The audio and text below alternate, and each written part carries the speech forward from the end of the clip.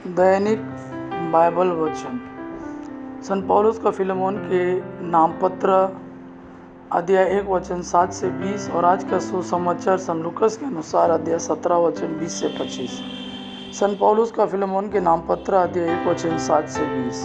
भाई, मुझे यह जानकर बड़ा आनंद हुआ और सांत्वना मिली कि आपने अपने पात्र प्रेम द्वारा विश्वासियों का हृदय हरा कर दिया है।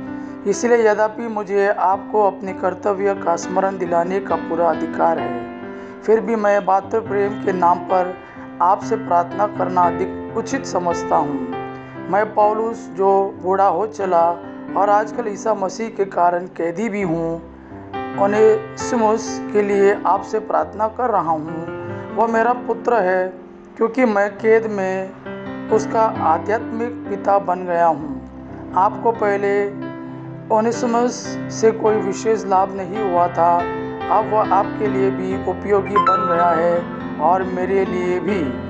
मैं अपने कलेजे के इस टुकड़े को आपके पास वापस भेज रहा हूँ। मैं जो सुसमाचार के कारण कैदी हूँ, इसे यहाँ अपने पास रखना चाहता था, जिससे यह आपके बदले मेरी सेवा करे, किंतु आपकी सहमति के बिना मैंने कुछ नहीं करना चाहा, जिससे आप यह उपकार लाचारी से नहीं बल्कि स्वेच्छा से करें। ओनेसिमुस शायद इसलिए कुछ समय तक आपसे ले लिया गया था कि वह आपको सदा के लिए प्राप्त हो, अब दास के रूप में नहीं बल्कि दास से कहीं बढ़कर अति प्रिय भाई के रूप में। यह मुझे अत्यंत प्रिय है और आपको कहीं अधिक मनुष्य के नाते भी और प्रभु के शिष्य के नाते भी। इसलिए यदि आप मुझे धर्म भाई समझते हैं तो इसे उसी तरह अपनाएं जिस तरह मुझे।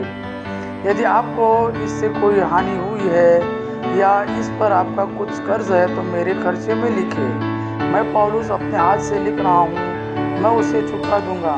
क्या मैं आपको इसका स्मरण दिलाऊं कि आप पर भी मेरा कुछ कर्ज है?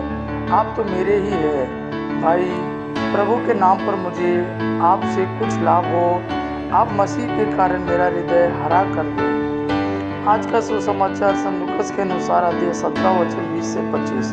जब फरीसियों ने उनसे पूछा कि ईश्वर का राज्य कब आएगा, तो ईसा ने उन्हें उत्तर दिया, ईश्वर का राज्य प्रकट रूप से नहीं आता। लोग नहीं कह सकेंगे देखो वह यहाँ है अथवा देखो वो वहाँ है, क्योंकि ईश्वर का राज्य तुम्हारे ही बीच है। ईसा ने अपने शिष्यों से कहा, ऐसा समय आएगा जब तुम मानव पुत्र का एक दिन भी देखना चाहोगे, किंतु उसे नहीं देख पाओगे।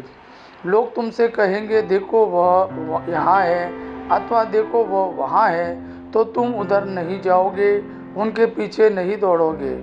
क्योंकि जैसे बिजली आकाश के एक छोर से निकलकर दूसरे छोर तक चमकती है, वैसे मानव पुत्र अपने दिन प्रकट होगा, परंतु पहले उसे बहुत दुख सहना और इस पीढ़ी द्वारा ठुकराया जाना है।